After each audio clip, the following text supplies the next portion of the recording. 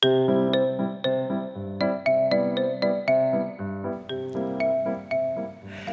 家问千万字，大家要跟大家做伙来捌一日。明仔载伫要投票，候选人这几天拢会特别找社会头人来赞声、来斗相听，大家拢会看讲到底是何方神圣。这个意思是讲，倒一位亲像新鲜共款、有神通的头人。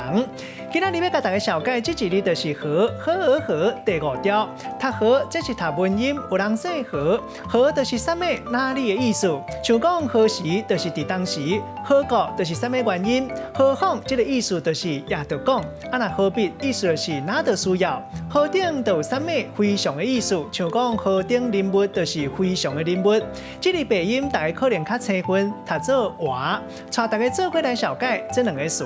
头一个词读做何米苦，这个意思就是何苦何必安怎？嘛有人讲何得苦。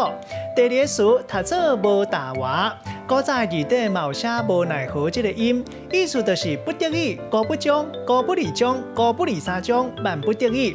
较早就有一句话讲无大话咧人美罗，意思就是讲无伴。咱用一句话来举例，甲这两个词夹做伙。譬如讲有一句话讲知足者仙境，不知足者环境，意思就是讲可能咱伫生活中无大话的代志济济，各项代志何米可去计较。今仔日小解这一日读做和，这是文音；另外背音读做活，提供给观众朋友来参考。